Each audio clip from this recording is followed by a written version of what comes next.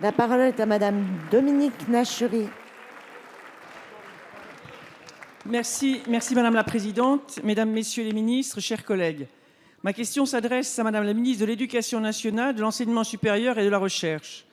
Il y a peu était remis le rapport portant proposition pour une stratégie nationale de l'enseignement supérieur qui affirme beaucoup d'ambition pour l'enseignement supérieur, veut répondre aux aspirations de la jeunesse et trace des pistes d'avenir. Il y a quelques semaines ou quelques jours avait lieu la rentrée universitaire. Rentrée parfois différée, comme à Toulouse pour 1200 étudiants. Rentrée avec 65 000 étudiants de plus qu'en 2014, soit l'équivalent de 3 universités. Rentrée après des tests d'une sélection non avouée, avec parfois des tirages au sort et très souvent des amphis bondés ou incapables d'accueillir tous les étudiants.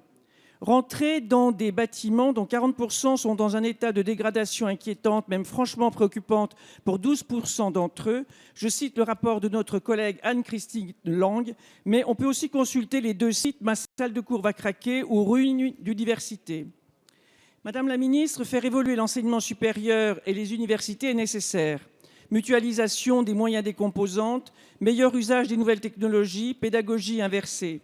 Mais cela nécessite aussi les réhabilitations et adaptations des lieux d'enseignement et de vie, la réflexion sur les conditions d'accès à l'université et l'orientation, l'anticipation de la formation à de nouvelles pédagogies pour les enseignants du supérieur comme du secondaire, pour les étudiants comme pour les lycéens.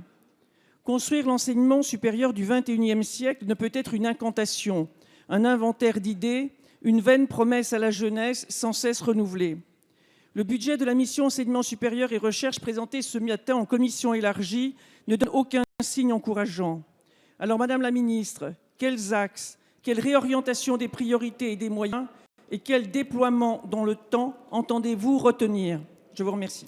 Merci. La parole est à Monsieur le secrétaire d'État chargé de l'enseignement supérieur et de la recherche.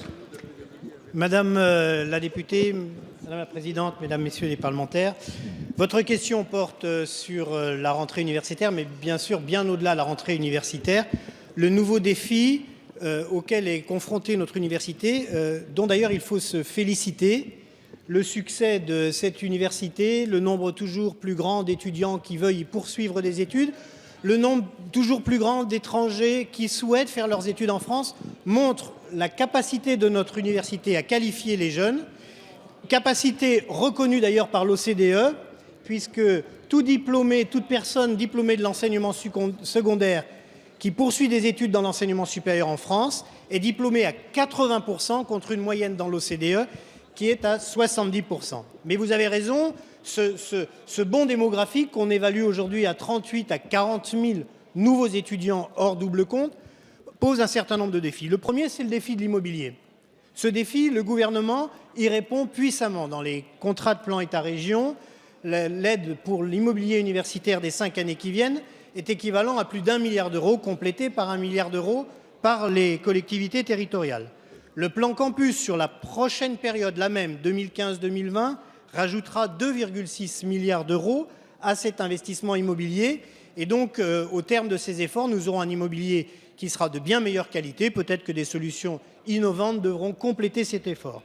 Par ailleurs, sur le plan budgétaire, le budget qui a été évoqué ce matin, comme vous le dites, en commission, mais qui a été adopté en commission, marque un effort significatif, le plus important pour le programme de soutien à l'université depuis le début du quinquennat, puisque, amendement gouvernemental compris, il sera porté à progression de 165 millions d'euros supplémentaires. Enfin, grâce au numérique et grâce à l'innovation pédagogique, notre université saura concilier la démocratisation et l'exigence de qualité qui doit animer les parcours de premier cycle universitaire. Merci.